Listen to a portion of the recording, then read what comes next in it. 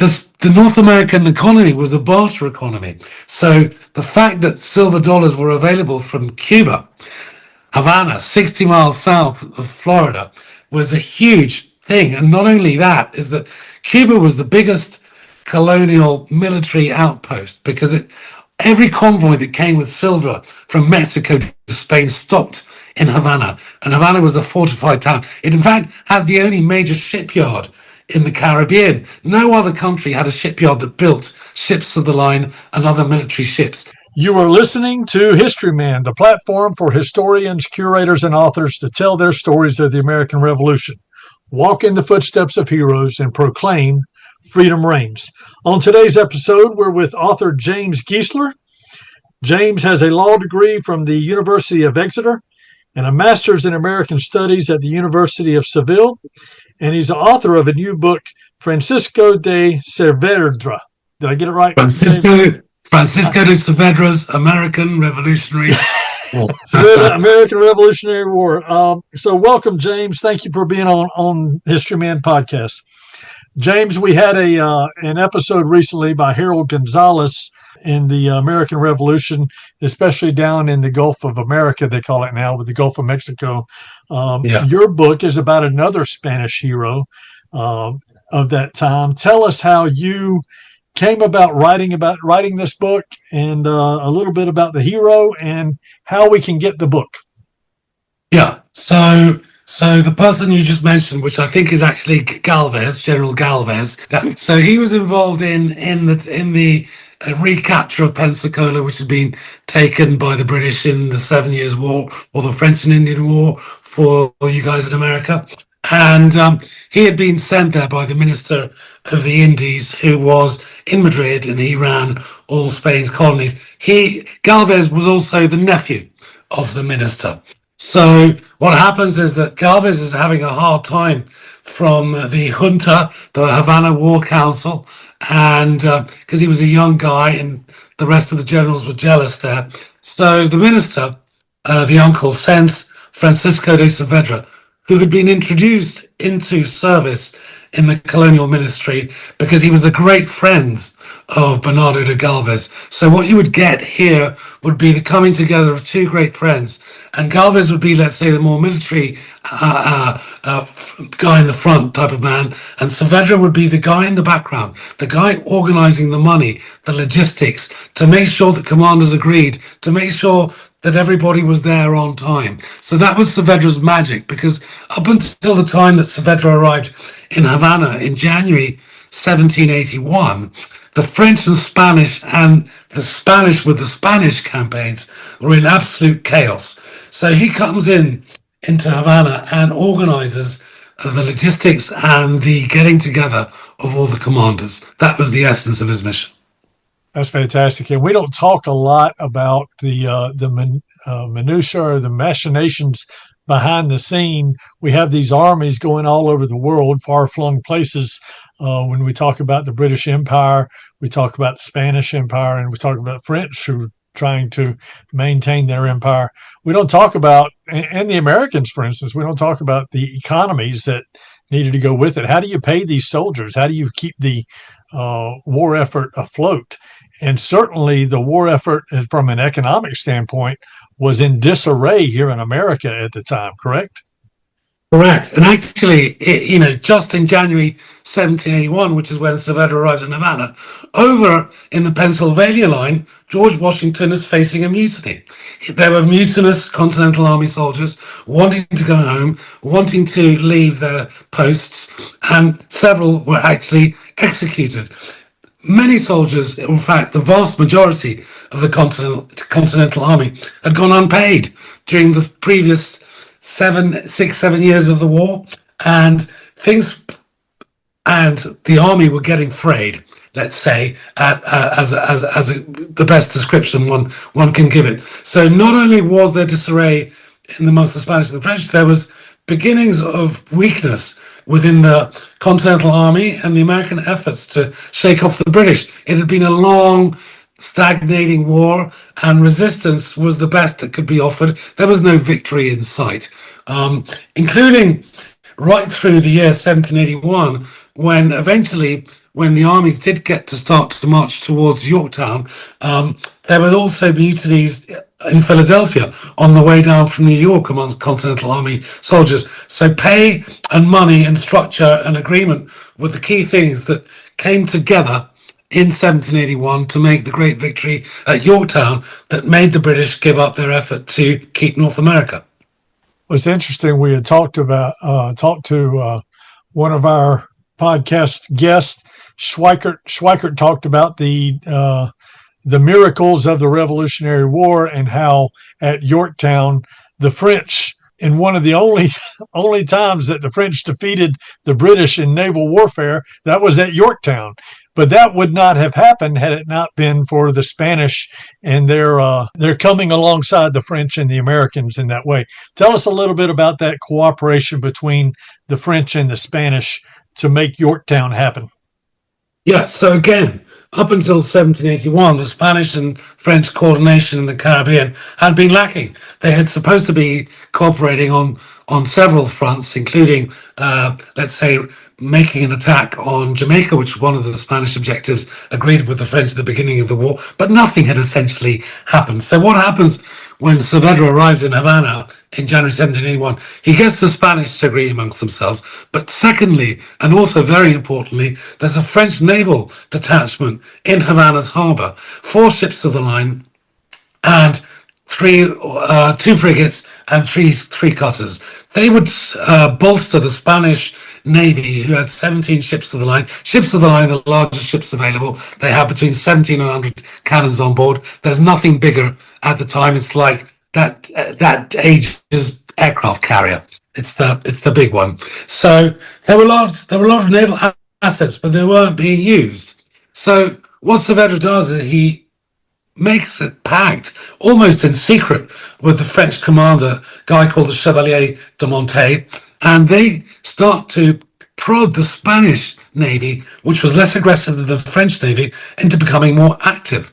They all get together and eventually help Galvez to take Pensacola. So Galvez, who had taken Pensacola, would not have been able to do it without the background help, logistical help of the rest of the commanders, including the Spanish, the French, and Saavedra's prodding of all the commanders to come together. Now, in that coming together with the French, an important seed was sown, because when the Pensacola campaign was over in May 1781, Saavedra was instructed to go to the French colony of Saint-Domingue, which is modern-day Haiti. That was the biggest sugar plantation in the Caribbean, and as such was the place where he would meet a French fleet coming out of France under Admiral de Grasse, who would be the naval commander at the Battle of the Chesapeake near Yorktown a few months later. With de Grasse, Saavedra organizes a campaign plan for the next 9 months. It involved getting the French fleet out of the Caribbean during the summer months, which is the hurricane season, and it's very dangerous to keep a fleet in the Caribbean during that time. They'll just be smashed on the rocks by whatever hurricane happens to come along. And this fleet would again double back down to the Caribbean from the late autumn, early to late autumn, back to do campaigning in the Caribbean. But from July 1780 to July 1781 to autumn 1781, this fleet was going to be the fleet that went to North America. De Grasse had no money, and money was needed. In fact, when de Grasse arrives in Saint-Domingue, he says to Saavedra, look, I don't have any money. I don't have money to kit out my ships. I don't have money for provisions on my ships. And the planters here in Saint-Domingue, they don't want to give me any money. I've been told by Paris that I can get money in this French colony, the richest sugar colony in the Caribbean, but no one's going to give me a cent. So Saavedra volunteers to go to Havana. And when he goes to Havana, he raises $500,000 silver dollars in the space of an afternoon, and has it shipped aboard the French fleet, which has sailed northwards to him. We're now talking early August 1781. The fleet carries on into the Florida Straits and up eventually to reach the mouth of the Chesapeake, where it discovers that the British are not there. The British fleet has in fact sailed in parallel and ended up in New York 5 days earlier. So there's no French fleet to defend the British army that was at Yorktown, basically between the James and the York rivers on a peninsula there, waiting to be surrounded, let's say, by anyone that came along. And so the French fleet arrived. Not only didn't have extra manpower because they'd bought an extra 3,500 regular troops from the French army, they had $500,000 on board. And this combined with the French army and the Continental Army that had marched down from New York under Washington and Rochambeau, and also the army that was waiting for them at Williamsburg under Lafayette, they all got together, and an 18,000 man army eventually surrounded 7,500 British regulars at Yorktown. So, James, you live in Spain right now. Is that correct? Yeah. Yeah. So, what made you think about writing a book about the American Revolution? What do you hope people will gain out of this? Well, I started studying Saavedra when I was doing this master's degree that you mentioned that I completed at Seville University. It was the year of 2014 when actually his best friend Galvez, Congress had voted to put his portrait up in the Capitol where it hangs today. An act that was supposed to have taken place in 1783, but took another couple of hundred years to happen. And so everyone was very excited in Spain about this. And when I started reading books about Galvez, I realized that perhaps this guy called Saavedra should have been behind Galvez in the portrait, smiling and giving us a little wink, saying, I'm the guy that organized this. What a great story of history. That is fantastic. So, just real quickly before we get on to the rest of your episode here, how would people find your book? It's on Amazon, Francisco de Saavedra's American Revolutionary War. It's also available through all the main book stores in North America. It's distributed by Ingram Spark, and so it's available at bookstores. It can be ordered if not there. You've mentioned very good. You've mentioned Havana several times. It sounds like Cuba and the Spanish played a significant role here. What is important that we learn and understand about the true contributions of the Spanish and the American victory at Yorktown and the Revolution? I know we talked about the portrait and everything, but what is significant or important that we learn altogether in your mind? In my mind is that the American Revolution in America is studied very much from an onshore, a within America mindset. But in fact, the North American Revolution was part of a global war fought between four main European powers alongside the American rebels. So there were the UK, France, Spain, and the Netherlands. So this global war was all over the place. And what happened when the French and the Spanish came in is that they weakened by attacking Britain in Gibraltar and also in the Caribbean. They weakened it and made it unable to concentrate its entire Royal Navy on the North American coast, and also from concentrating its entire army within the North American colonies. This was the first weakening. Secondly, once the naval sea power had been wrested from Britain, the French and Spanish fleets could combine to deliver aid like the aid that was delivered at Yorktown. There was a huge, huge effort. Secondly, the Spanish presence as the major colonial power that was an enemy of the British in the Caribbean was huge, because the Mexican viceroyalty, as it was called then, run by a viceroy in Mexico, produced most of the world's silver at the time. So the silver dollar, that was the Spanish silver dollar, which was called the peso in Spain, was legal currency in North America until 1857. They would grab a Spanish silver dollar and stamp it with the US stamp and call it an American dollar over the Spanish one. So the North American economy was a barter economy.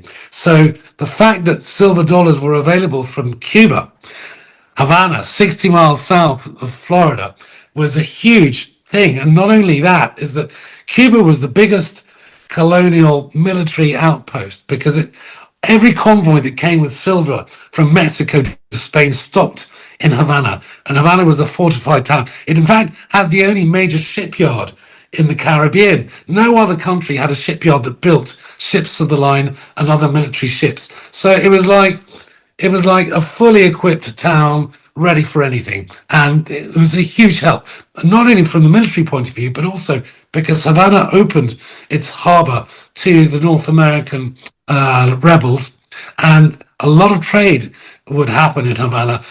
Flour, which was not grown so extensively in Cuba and the Spanish colonies, would come from North America, and they would sell it for hard currency during the war. And a lot of money was brought back to North American shores because of that. What was the ratio of the currency between the fledgling United States that was just a few years old and the Spanish dollar? Well, in fact, in 1778, I think it was, the Continental Congress introduced the Continental dollar. It was a paper dollar. And they started stamping these pieces of paper saying, for every one paper dollar, we will in the future give you, when you hand it over, one silver dollar. But rapidly people became disenchanted with this because it just wasn't happening. So by the time the Yorktown campaign is happening, the ratio is something like one Spanish silver dollar to 12,000 bits of paper that say you will get one silver dollar. It was basically worthless. So the American army was marching on credit, and the Continental Army basically would confiscate supplies, and they would issue promissory notes, in some cases issued by Superintendent of Finance Robert Morris, who was in charge of the finances at that stage, and they would be called long bobs or short bobs after Robert Morris's name, depending on how long he would take to pay you back. So this was how the Continentals marched. They had no money. And it's interesting how when Hamilton set up a lot of the economy of America, it really was a godsend to the people who were in charge of the country at that time. Um, Yes, and so, in fact, Hamilton, I think he used an average. He got together maybe a dozen. I can't remember the amount of Spanish silver dollars or pesos, and he weighed them all up and divided it by 12. This is the average weight because they weren't all exactly the same. And this is how much a United States silver dollar is going to weigh. It's going to be the average of so many Spanish silver pesos divided by the amount. Yeah, is that right? That's yeah. interesting. So, well, how did you become an independent historian? You certainly had a law career. What approach or methodology did you apply to in your research? Because you Well, said, I was a history enthusiast, and eventually I found myself with time about 10 years ago, and I decided to apply for a master's degree in Seville. I am actually half Spanish, so I can read and write and do all that stuff in a Spanish university. So during that time, I learned how to research in Seville. The Archive of the Indies, which is the main colonial archives, is where the letters, and I found some very exciting letters, by the way, letters that had been written by George Washington in Morristown, written to the governor of Havana. So when I started to pick up iconic bits of paper like that in my hands, I started to become really absorbed. And gradually, the story of Saavedra, I came across his diaries and other accounts of the war, and I started putting things together. So I finished my master's degree and I just couldn't let it go. So I ended up going to France, to the French Naval Archives, to the diplomatic archives, and and now I have this book published, which has been, for me, a journey. well, I tell you what, you certainly are passionate about it, and it's great insight and insights that we don't normally have from an American point of view. We're all very egocentric in the way we approach things, and we as Americans would like to think that the revolution began and ended in North America and in those 13 colonies, and that's certainly not the case because Great Britain had a reach all throughout the world. They're you know thinking about India around the same time. They're all over the place. Yes. So the fact that you can bring in the Spanish and the French in this and actually back it up with real-time research. That is fantastic. But taking that research and turning it into words where the reader can, gain it from not only just an informational standpoint, but from an entertaining standpoint. Tell me a little bit or describe your writing style. I tried to make the writing of my book as amenable as I could to the general reader, without losing historical accuracy. Because during my initial work years, I was an equities analyst.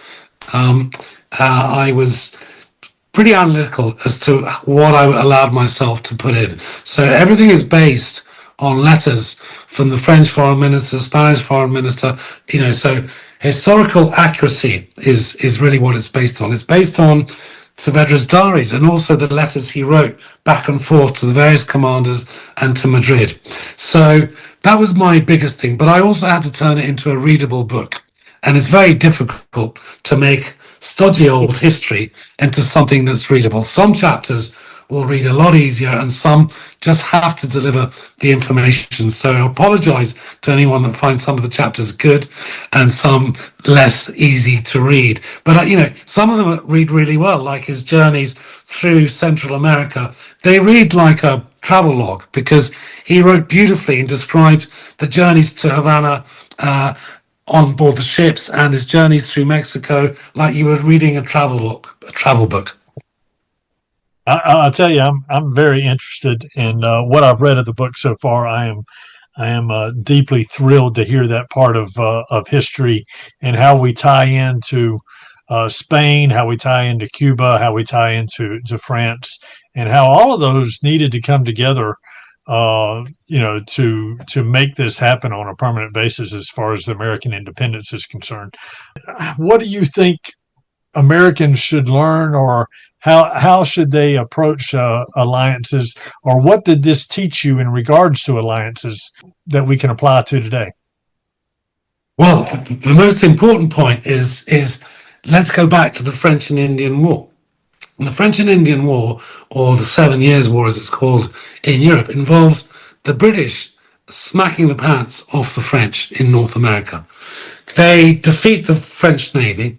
They take all of the North American French territories. The whole Mississippi, or from Canada down to New Orleans, was French up until the end of the French and Indian War. So the French lost all of that. They didn't lose Canada, but they tried. And the French were basically left with a few colonies in the islands of the Caribbean and what they had in the islands off Nova Scotia. So Britain was victorious. The reason it was victorious is because it had allies. It had allies in Europe that were attacking France by land, and the French weren't able to deploy all of the resources to the British.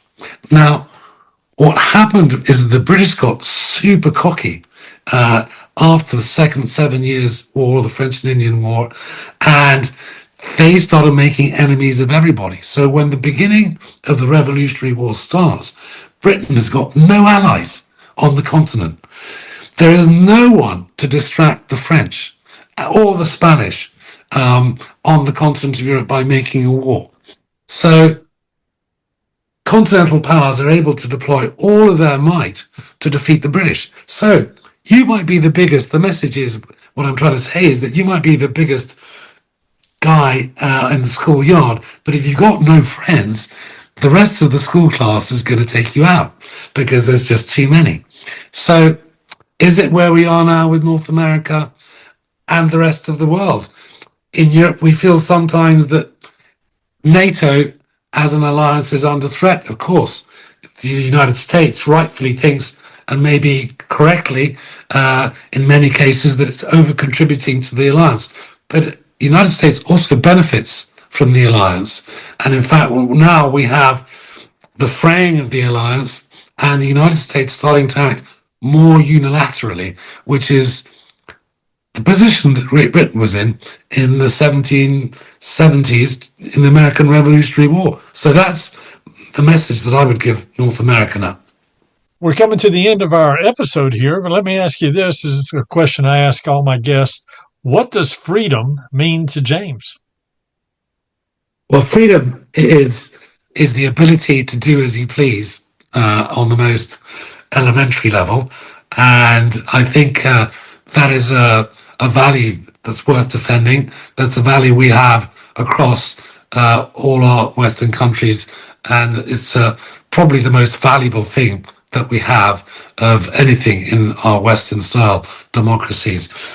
So the fact that we enjoy it, we should preserve it. I think on a sideline of that, I think it's slightly sad that nowadays the divisions that are political in all our countries, not just what I see in North America, but also in Europe, that the political divisions are leading people not to be able to debate, not to be able to cross the line and to agree on, we might not agree on everything, but we should be able to agree on some things. So I think freedom must be defended, but unity must also be defended within that freedom. Outstanding. Tell us the title of your book and how people can get it. So the book is called Francisco de Saavedra's American Revolutionary War, The Spanish Contribution to the Battle of Yorktown. It's available on Amazon.com and also at all major book retailers. Well, listen, thank you so much, James. I appreciate you coming on board with us. And I know my listeners will look forward to reading your book. It's really outside of the scope of what we normally think about from the American Revolution. Thank you for bringing it to our attention, and we look forward to reading the book.